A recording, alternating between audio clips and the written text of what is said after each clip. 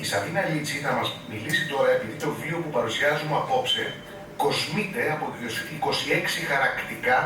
του Δημήτρη Κατσικογιάννη, εντυπωσιακά, που αποτυπώνουν όλη τη βαρβαρότητα και της νέας τραγωδίας. Θα δει κανείς πως είναι διαχρονικά της νέας τραγωδίας που ζει ο Παλαιστινιακός λαός. Παρακαλώ την κυρία Σαβίνα Λίτση. Αγαπητές φίλες και φίλοι, στην έκδοση που κρατάτε στα χέρια σας, η Παλαιστινιακή ποίηση των Νταρουής, Αλκασέμ και Ζαγιάτ συνοδεύεται από 26 εικαστικά έργα ενός Έλληνα κομμουνιστή καλλιτέχνη, του Δημήτρη Κατσικογιάννη. Τα συγκεκριμένα έργα δημιουργήθηκαν από τον Κατσικογιάννη στις αρχές της δεκαετίας του 80 με σκοπό την έκδοση ενός ειδικού λευκώματος εις ένδειξη αλληλεγγύης του ελληνικού λαού προς τον αγώνα του λαού της Παλαιστίνης με στόχο την απελευθέρωση από τις κατοχικές δυνάμεις του κράτους του Ισραήλ. Συγκλονισμένος από τον μαρτυρικό αγώνα που έδιναν οι Παλαιστίνοι για την υπεράσπιση του δικαιώματός τους στην ελευθερία και στην ζωή, ο Κατσικογιάννης εμπνεύστηκε από τη μαχητική στάση τους και θέλησε να δώσει έργο με αντιπολεμικό περιεχόμενο που εστιάζει στον αγωνιζόμενο άνθρωπο. Όπως και οι σύντροφοί του, έτσι και εκείνος ένιωθε τη ζωτική ανάγκη να καταγράψει μέσω της τέχνης του τα όσα ζούσε, ενώ ταυτόχρονα κατανοούσε πως ο καλλιτέχνης δεν μπορεί να μένει ασυγκίνητος από την κοινωνία που το περιβάλλει, από τις αγωνίες και τις ελπίδες της τάξης του. Η πίστη του στην ανάγκη για την κοινωνική απελευθέρωση σηματοδότησε και τη στάση του απέναντι στα ιστορικά γεγονότα της εποχής του, αφού και ο ίδιος ήταν στρατευμένος τόσο στη τέχνη όσο και στη ζωή του. Έτσι, ο Κατσικογιάννης επέλεξε να αποτυπώσει τον αγώνα των Παλαιστινίων για απελευθέρωση ως μία εποποιία, ήρωες της οποίας είναι οι ανώνυμες μορφές των χιλιάδων γυναικών και ανδρών που έδωσαν ακόμα και τη ζωή τους. Άλλοτε πάλι, στα έργα του, παρομοιάζει τον στρατό κατοχής του κράτους του Ισραήλ ως τερατόμορφα πλάσματα που επιτίθενται στους Παλαιστίνιους που αντιστέκονται. Η εστίαση στον αγωνιζόμενο άνθρωπο, το στοιχείο του θετικού ήρωα, η έμπνευση από την κοινωνική επικαιρότητα, ο χαρακτήρας μαρτυρίας, η ανθρωπιστική διάσταση και τέλος το αντιφασιστικό, αντιπολεμικό και αντικαπιταλιστικό περιεχόμενο είναι στοιχεία που διαπνέουν τα έργα του Κατσικογιάννη, ενώ η επίμονη ενασχόλησή του με την ανθρώπινη μορφή και ειδικότερα με τις μαρτυρικές μορφές ανώνυμων αγωνιστών της εποχής του αποτελεί την ουσία της τέχνης του. Με αφορμή αυτή τη στράτευση του Δημήτρη Κατσικογιάννη στο πλευρό των Παλαιστινίων μέσα από το τραγικά επίκαιρο καλλιτεχνικό του έργο που συνοδεύει την Παλαιστινιακή ποίηση, θα ήταν δόκιμο να σταθούμε στο ζήτημα του ρόλου της τέχνης και των καλλιτεχνών και της κοινωνικής λειτουργίας που οφείλει να έχει αυτή,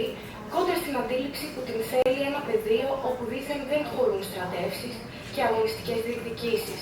δηλαδή ως ένα ουδέτερο έδαφος, εξαγνισμένο από ταξικές σκοπιές και άσπυλο από ιδεολογικές προεκτάσεις. Εξάλλου, ας αναρωτηθούμε πόσο πραγματικά αγνή είναι μια τέχνη που επιλέγει να μην θίγει το ζήτημα της σφαγής των λαών στον εκάστοτε πόλεμο που διεξάγεται, στο όνομα μιας δήθεν αστράτευτης και ανέντακτης πολιτικά και ιδεολογικά στάσης. Η μελέτη της ιστορίας και της κοινωνίας, απ' την άλλη, μας διδάσκει ότι διαχρονικά ο δημιουργός, μέσα από τη τέχνη του, προσδοκά να επικοινωνήσει τις ιδέες, τα συναισθήματα, τις απόψεις του, τις θέσεις του, τους προβληματισμούς του, τις αγωνίες, τις ελπίδες του. Και όπως δεν μένει ανεπηρέαστος από την εποχή του, έτσι και η εποχή του δεν μένει ανεπηρέαστη από τα έργα τέχνης του, τα οποία αντανακλούν με έμεσο και υποκειμενικό τρόπο τη βιωμένη ιστορική πραγματικότητα, ενώ ενίοτε ενδέχεται να κοιτούν μπροστά στο μέλλον, εκφράζοντας νέες κοινωνικές ανάγκες που προκύπτουν στην πορεία της ανθρώπινης ιστορίας. Αν συμφωνήσουμε στο ότι η τέχνη διαπερνά όλες τις εκφάνσεις της κοινωνικής μας ζωής και είναι σε θέση να διαδραματίσει λειτουργικό ρόλο στην κοινωνία, τότε ο ρόλος της είναι καταλυτικός στη διαμόρφωση του ανθρώπινου πολιτισμού και η διαχρονική αξία της, μετρημένη όχι μόνο με αισθητικά κριτήρια, έγκυται στην δυνατότητά της να καλλιεργεί στον άνθρωπο τη βαθύτερη συνείδηση της ανθρωπιάς του. Με άλλα λόγια, όταν η τέχνη που είναι βγαλμένη μέσα από την ίδια τη ζωή κατορθώνει να γίνεται κίνητρο και οδηγός, δίνοντας μορφή στις αγωνίες, στους αγώνες και τα όνειρα του ανθρώπου, τότε μπορούμε να πούμε ότι εκπληρώνει τον κοινωνικό της ρόλο. Γι' αυτό άλλωστε γινόμαστε μάρτυρες της πιο απροκάλυπτης λογοκρισίας της τέχνης, που έχει αντιπολεμικό περιεχόμενο, από τους διάφορους μηχανισμούς που εμπλέκονται στους πολέμους. Γεγονός που αποδεικνύει την ισχύ και την δυναμική της παρέμβασης που μπορεί να επιτευχθεί μέσω ενός έργου τέχνης, στη συλλογική σκέψη και συνείδηση. Ένα τέτοιο χαρακτηριστικό παράδειγμα είναι και η περίπτωση της ακύρωσης της τελετής βράβευσης της Παλαιστίνιας λογοτέχνηδας Αντάνια Σίμπλη στην έκθεση βιβλίου της Φραγκφούρτης από τη Γερμανική Λογοτεχνική Ένωση Lit-Rom, με την αιτιολογία ότι στο έργο της το κράτος του Ισραήλ παρουσιάζεται ως μια μηχανή δολοφονίας. Η εμπειρία του πολέμου διαχρονικά θέτει πιο επιτακτικά από ποτέ το ζήτημα της ιδεολογικής σημασίας της τέχνης και του κοινωνικού της ρόλου. Η τέχνη οφείλει να καλλιεργεί την διεθνική αλληλεγγύη που μπροστά στη φρικτή προσπάθεια συναντά κάθε λογής εμπόδια, από την στεγνή λογοκρισία έως και τις ιδεολογικές πιέσεις ή την αρνητική κριτική. Μέσα από την τέχνη τους, οι καλλιτέχνες του σήμερα που υπερασπίζονται την ειρήνη οφείλουν να δίνουν έργο μάχης, το οποίο θα αποκαλύπτει και θα αντιμάχεται τις αιτίες που γεννούν την φτώχεια, την προσφυγιά και τους πολέμους, έργο που θα φωτίζει τη διέξοδο, γιατί σκοπός της είναι να συμβάλλει στην αλλαγή της κοινωνίας προς το καλύτερο,